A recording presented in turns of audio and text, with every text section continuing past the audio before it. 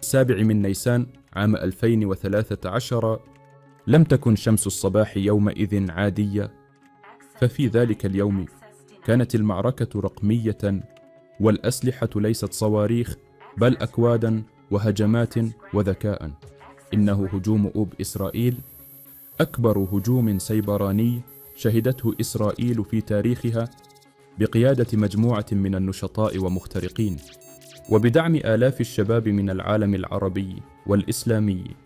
الهدف أن يقول العالم الرقمي كلمته، أن يسمع صوت فلسطين في كل خادم وكل موقع وكل بريد. شباب من كل الأقطار العربية، من مصر والمغرب والجزائر والسعودية والعراق وتونس واليمن وسوريا، جمعتهم الشاشة ووحدتهم القضية، فبدأت الحرب.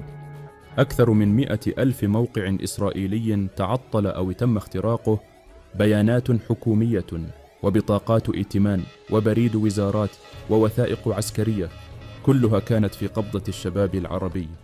تم شل البنية التحتية الرقمية، وتوقفت مواقع وزارات والشرطة والبورصة وحتى البث المباشر لبعض القنوات. وإسرائيل نفسها اعترفت بالضربة، ولكنها لم تستوعب قوتها.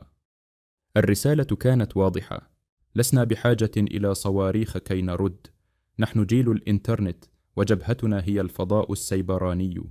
ولكن يا لها من أيام مضت، كان الشاب العربي إذا اكتشف ثغرة يخفيها عن العدو ويحتفظ بها كسلاح، لا يبلغ ولا يبيع، بل ينتظر ساعتها.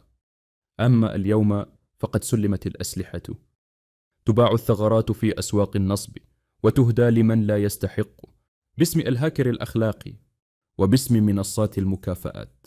شاب عراقي امتلك ثغرة لتخطي كلمة المرور في حسابات فيسبوك، ثغرة قادرة على فتح ملايين الحسابات، فانكشفت وبيعت مقابل 3,000 دولار فقط، مبلغ زهيد مقابل سلاح رقمي فتاك. باع كل شيء، باع نفسه. من معركة كبرى إلى رماد الساحات، سقطت الراية لا بقوة العدو بل بخيانة الثقة. ومع ذلك تظل ذكرى 7 من نيسان سنة 2013 شاهدة على ما كان يوما وحد فيه العرب قدراتهم، فشلت فيه الأنظمة ونجحت العقول. هجوم أوب إسرائيل لم يكن مجرد عملية اختراق، بل كان صرخة ونداء وتذكيرا أن السلاح السيبراني كان في أيدينا يرعب العدو. فهل من عودة؟ أم أن الحكاية قد انتهت مقابل حفن الدولارات؟